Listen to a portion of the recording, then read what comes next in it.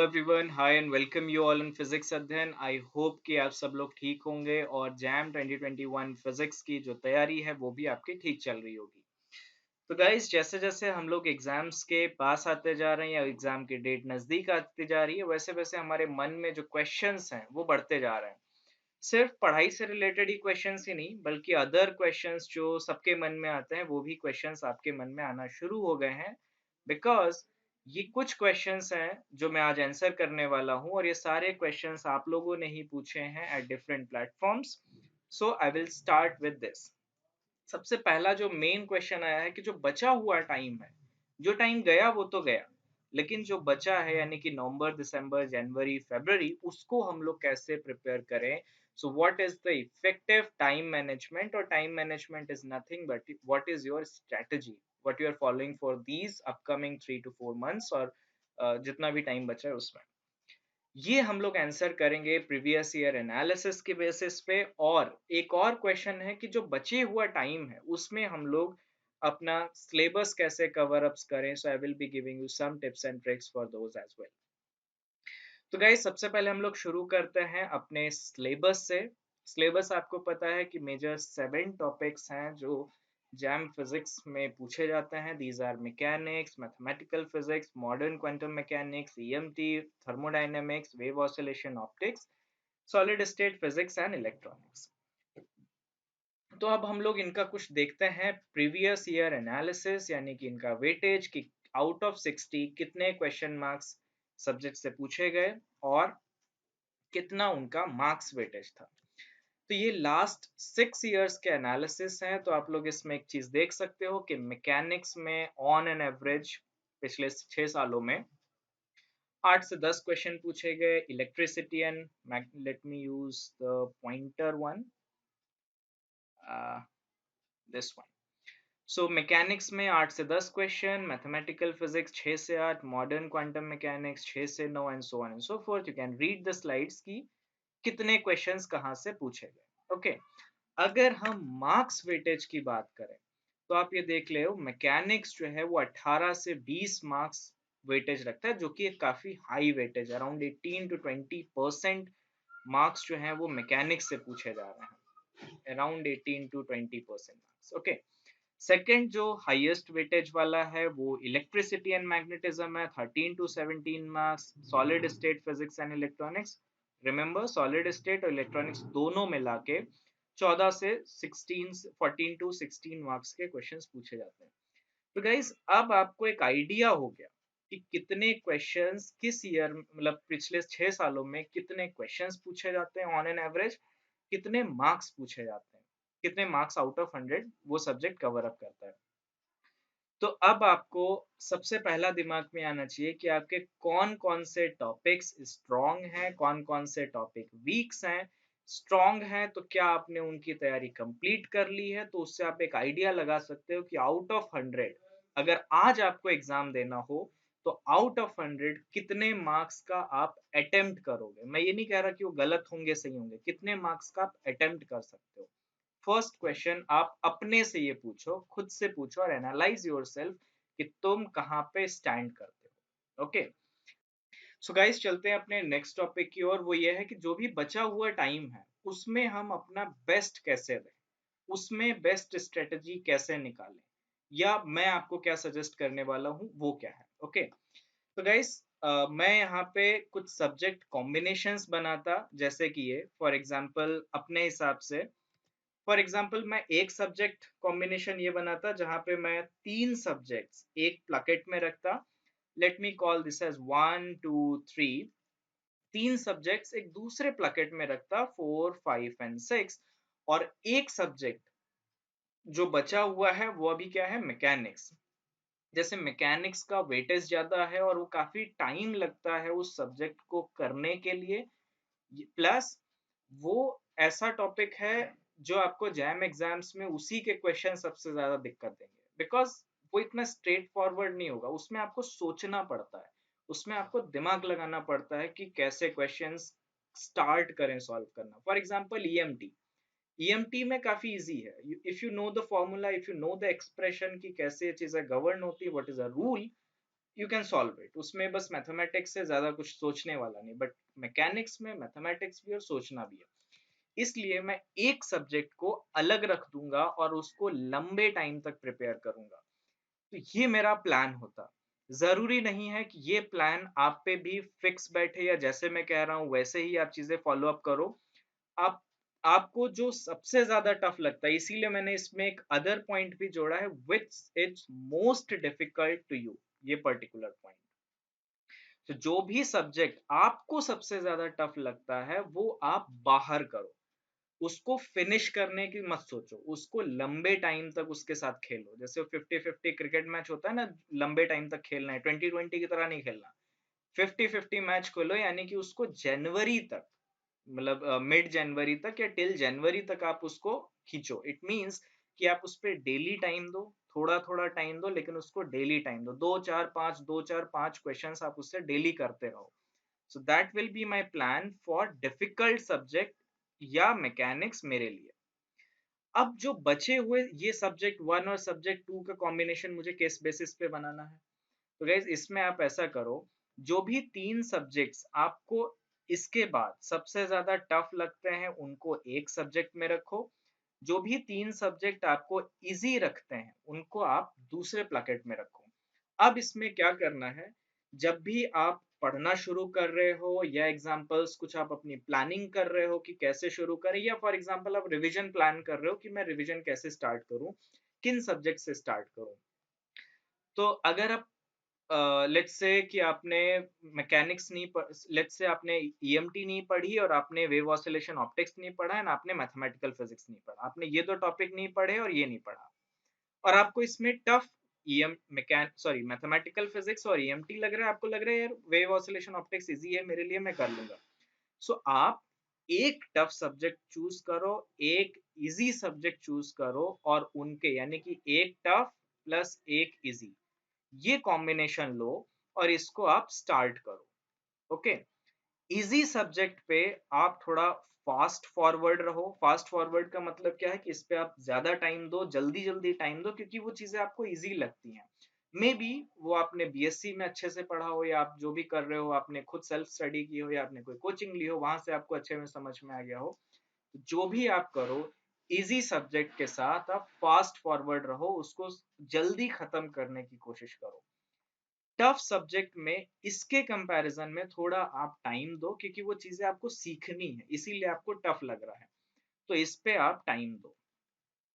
क्योंकि आप इजी वाले पे फास्ट फॉरवर्ड हो, तो जाहिर सी बात है वो इससे पहले खत्म हो जाएगा। जब इससे पहले खत्म हो जाए, तब आपके पास लिबर्टी है कि अगर आपने ये सब्जेक्ट आधे से ज्यादा या मोर देन इनफ कर लिया है, और आपको ये लगता है कि यार हम दूसरा टफ सब्जेक्ट, लेट से ये वाला दूसरा एक टफ सब्जेक्ट जो आपको लगता है वो हम स्टार्ट कर सकते हैं, go with tough subject.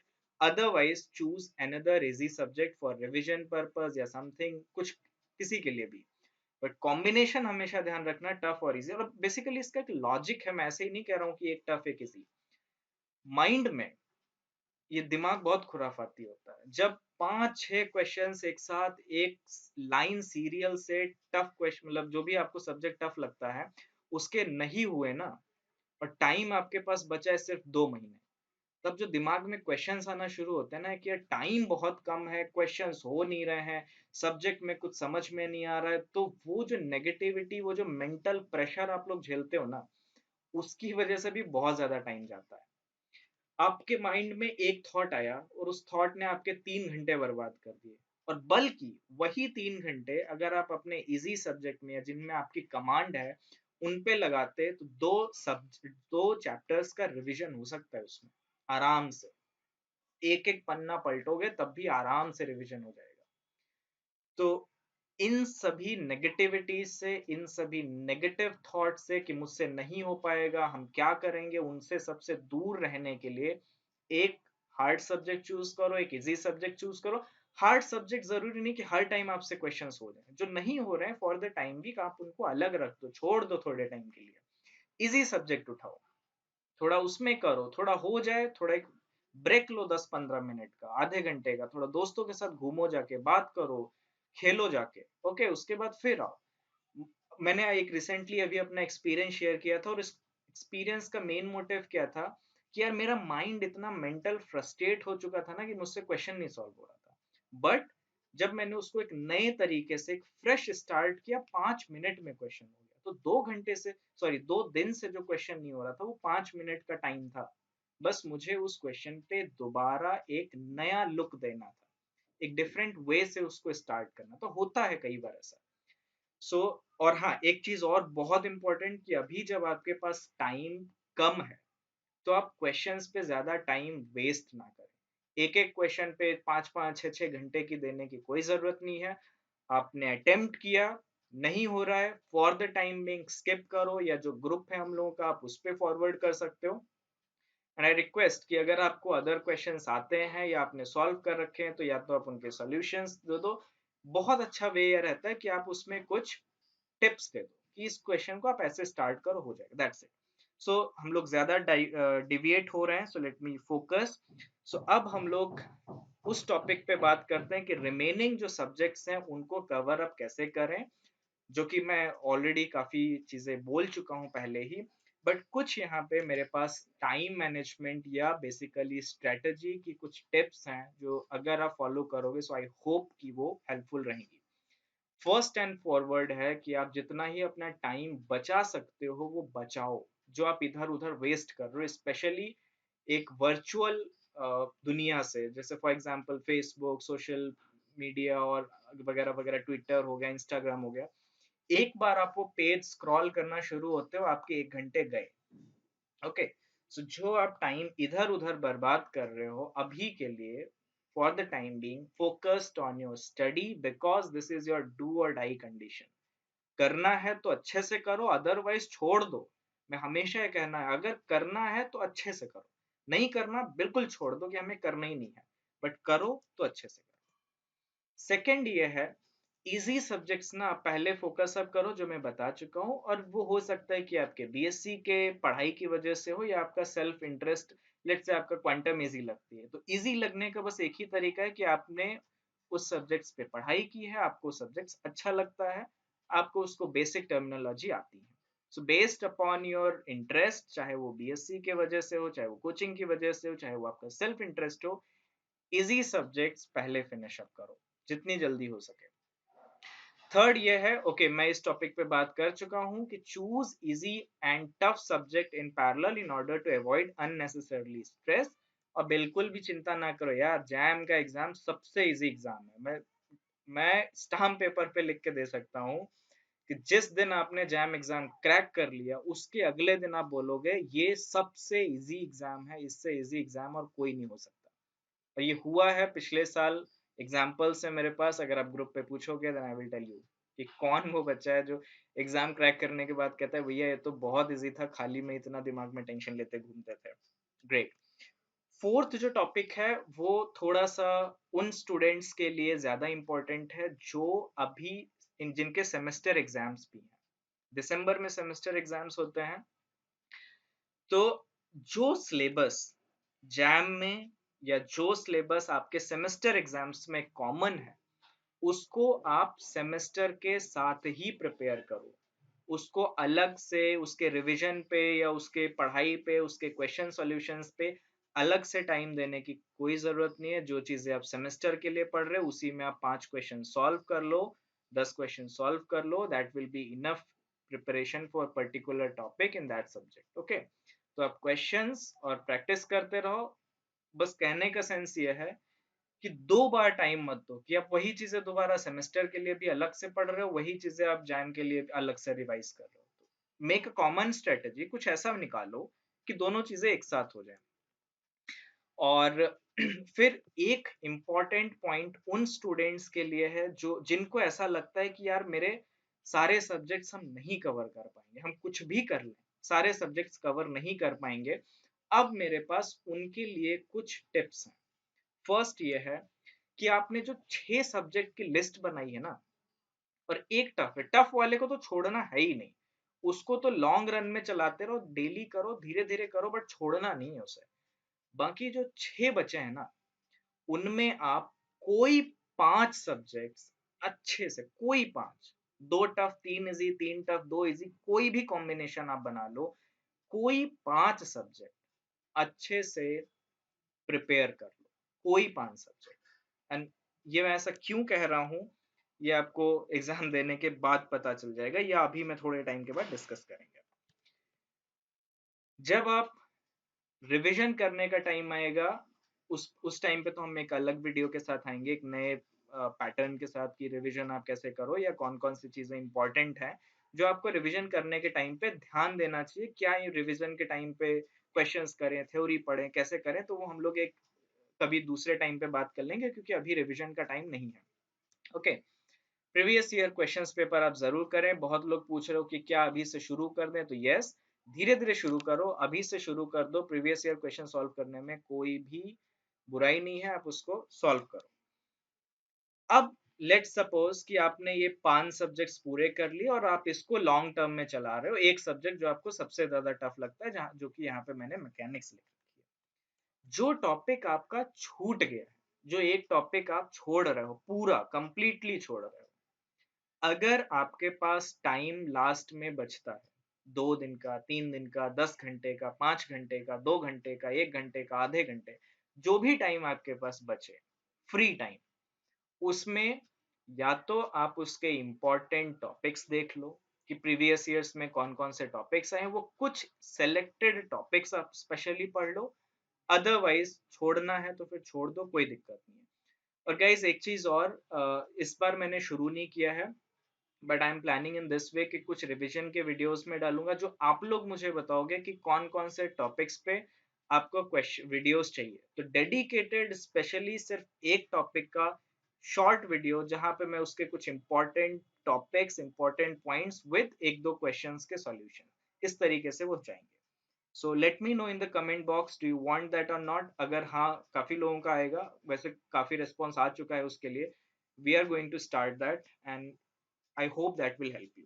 Okay. कब तक ये सारी चीजें हमें रगड़नी है, कब तक मेहनत करनी है, तो guys this is the solution, कि आप कोशिश करो कि दिसंबर एंड तक, या फर्स्ट वीक यानी कि 7 से 10 जनवरी तक, आप अपना सिलेबस, आप अपनी पढ़ाई, जो भी चीजें आपको करनी है, आपको 5 सिलेबस कंप्लीट करने हैं, वो कर लो। जो भी करना है टिल एंड दिसंबर से 10 जनवरी तक आप इसको कंप्लीट कर लो। उसके बाद का जो टाइम है, जो भी 20-25 दिन आपके पास बचेंगे, you will have to do test series plus revision. Revision, test series तो चलो ठीक है, आपको स्पीड अप देगा, रिवीजन बहुत इंपॉर्टेंट है, क्योंकि जो सब्जेक्ट आपने मार्च, अप्रैल, मई, जून, जुलाई या इन दिनों में पढ़ा था, मे भी उसकी बहुत ही वीक मेमोरी हो आपके माइंड में अभी, तो उनके क्वेश्चंस को, उनके फॉर्मूलाज को एक बार रिकैप करने के लिए आपको रिवीजन बहुत जरूरी है। तो उसके बाद का जो टाइम है, वो सिर्फ आप रिवीजन में दो। और जनवरी से लेके एग्जाम के बीच में रिवीजन, टेस्ट सीरीज, हमें क्या करना है, कैसे करना है, वो सारी डिटेल्स हम लोग एक दूसरे वीडियोस में देख लेंगे। कुछ और टिप्स एंड ट्रिक्स हैं डू एंड डोंट्स का, कि क्या आपको करना चाहिए, क्या आपको नहीं करना चाहिए, वो भी हम लोग बात कर लेते हैं। तो some do and don'ts during this period. First हम लोग ऑलरेडी बात कर चुके हैं, ये दोबारा इसलिए लिख रहा हूँ because this is very important. Second point क्या है, जो बहुत से लोग पूछते हो, भैया मेरे 100% सिलेबस करके, इसीलिए मैं कह रहा हूँ कि 5 सब्जेक्ट कर लो, बट अच्छे से करो, क्योंकि 5 सब्जेक्ट से क्वेश्चंस आ जाएं तो एटलीस्ट उनमें तुम कर तो पाओ। पता चले तुम एक सब्जेक्ट पूरा छोड़ भी रहे हो, जो 5 से क्वेश्चन आ रहे हो उनमें भी नहीं कर पा रहे हो, वो नहीं होना चाहिए। 5 कर रहे हो तो पूरा सिलेबस कवर करो, अच्छे से करो। और कभी भी किसी भी एग्जाम में तुम जैम से लेके CSIR नेट तक ले लो, किसी भी एग्जाम में कभी ऐसा नहीं होता है कि किसी स्टूडेंट को 100% सिलेबस वो कवर करके गया हो और उसकी रैंक को टॉप 100, टॉप 50, टॉप 20 में कंसिडर कर। उसने जो भी पढ़ा होता है ना, अच्छे से पढ़ा होता है। आप लोगों के, आप में से ही, आप लोगों में से कई लोग ऐसा करोगे कि मास्टर्स फर्स्ट सेमेस्टर में ही CSIR नेट निकाल दोगे। कैसे? जैम का अच्छे से तैयार है, प्लस MSc फर्स्ट सेमेस्टर आपने अच्छे से किया, जहां से मैकेनिक्स, इलेक्ट्रॉनिक्स, मैथमेटिकल फिजिक्स, ये सारी चीजें पढ़ाई जाती हैं। तो जरूरी नहीं है कि 100% सिलेबस कंप्लीट हो, जरूरी है आपकी स्ट्रेटजी, आपका माइंड मेकअप, आपका मोटिवेशन, आपका डेडिकेशन कितना, ये सारी चीजें इंपॉर्टेंट है। और गाइस बहुत से आपके आस पड़ोस में ही आपके दोस्त, may be relatives, may be आपके टीचर्स, मे बी आपके क्लासमेट्स आपसे ये कहेंगे यार तुमसे ना हो पाएगा, तुम छोड़ दो, तुम रहने दो। तो गाइस उनके लिए बस एक ही सलाह है कि आप सबसे पहले उन अराजक तत्वों से दूर रहें। दूसरा, उनको भी दिखाना है कि तुम कर सकते हो। तो जब तुम कर सकते हो तो करो। इसलिए रेड में यहाँ पे लिखा है this is a situation of do और डाई, क्योंकि अब टाइम वो नहीं है कि आप मजे मस्ती भी कर लो, पढ़ाई भी कर लो। अब तो डेली आपको पढ़ना पड़ेगा। और गाइस किसी भी सक्सेस में, चाहे वो आप यूपीएससी के जो हर साल टॉपर्स निकलते हैं, चाहे आप उनके इंटरव्यूज देखो, या जो उनमें बहुत स्ट्रगल करके आते हैं उनके इंटरव्यूज देखो, या आप छोटे से छोटे हाई स्कूल इंटर में जब हम लोग एग्जाम्स दिया करते थे उनमें जो टॉपर्स होते थे, आप उनके एग्जाम इंटरव्यूज देखो। सब में एक चीज कॉमन होती है कि उन्होंने खुद पे बिलीव किया होता है कि हम कर सकते हैं। तो first, believe yourself, because believing in yourself is the first की टू सक्सेस। अगर मुझे खुद को भरोसा है कि यार मैं कर सकता हूँ, दुनिया में ऐसी कोई भी चीज नहीं है जो तुम नहीं कर सकते। हर एक चीज कर सकते हो, बट सबसे पहले खुद पे भरोसा रखो। गाइस दूसरी चीज जो मैंने नोटिस की, जो आप लोग करना शुरू कर रहे हो, वो ये है कि किसी को भी, इवन मी, मुझे भी ब्लाइंडली फोकस मत करो। हम लोग यहाँ पे हैं आपके गाइड करने के लिए, आपको हेल्प करने के लिए कि दिस इज द वे, कि इस रास्ते से आपको गुजरना है और आपकी मंजिल वहां पे है। अब रास्ता बीच में चाहे पथरीला हो, चाहे सड़क हो ना हो, या बारिश हुई हो, कीचड़ हो, वो कैसा है, वो आपको तय करना है कि आप किस रास्ते से जा रहे हो। मैं आपको तरीका बता दूंगा, मंजिल बता दूंगा, करना आपको है।